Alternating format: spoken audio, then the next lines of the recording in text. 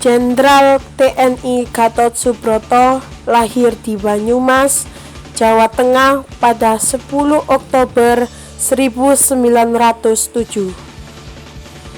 Gatot kecil sudah bisa masuk sekolah dasar khusus untuk anak-anak Belanda dan orang Indonesia terpilih.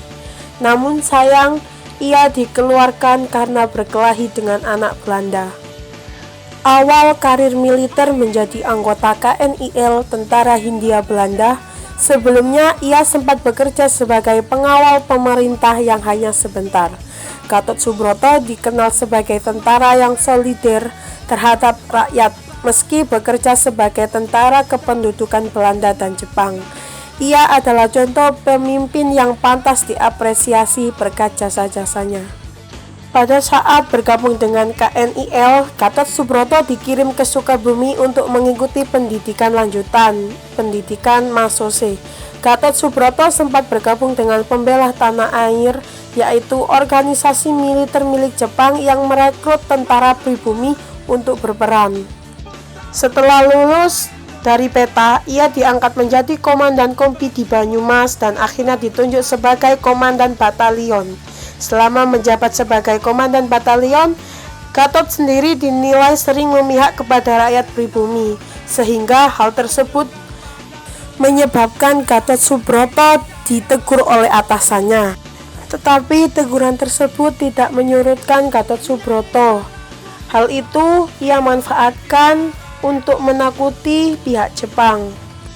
Setelah kemerdekaan Indonesia berhasil didapat, Gatot Subroto kemudian membentuk Tentara Keamanan Rakyat atau TKR yang merupakan cikal bakal nama TNI. Pada tahun 1948 terdapat pemberontakan Partai Komunis Indonesia atau PKI yang didalangi Musso DITII.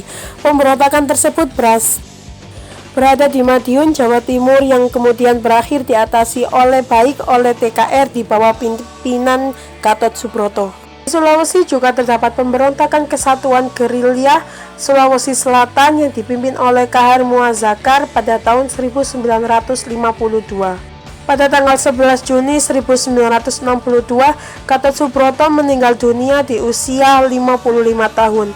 Pangkat terakhir yang disandangnya adalah Letnan Jenderal.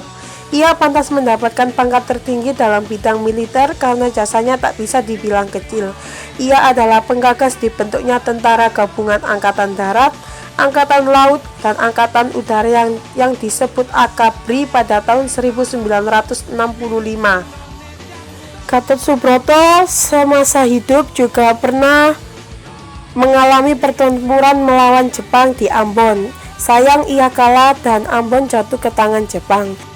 Pada 16 September 1948, ia diangkat menjadi gubernur militer untuk Keresidenan Surakarta dan Semarang, menjabat sebagai Panglima Tentara dan Teritorium Diponegoro pada 6 Oktober 1949.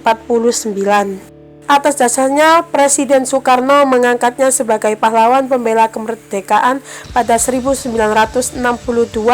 Untuk menghormatinya, namanya digunakan sebagai nama jalan di jumlah jalan di Indonesia. Pendidikan Jenderal Gatot Subroto. Europeische Lagerei School, ELS, Hollands Inlandse School, HIS.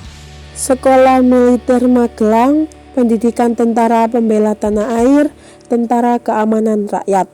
Karir Jenderal Gatot Subroto antara lain Wakil Kepala Staf Angkatan Darat, Panglima Tentara dan Teritorium, Gubernur Militer Daerah Surakarta dan sekitarnya, Panglima Korps Polisi Militer, Panglima Divisi 2, Komandan Bataliton, Komandan Kompi, Sumpuh Banyumas, anggota KNIL Tentara Hindia Belanda, pegawai pemerintah.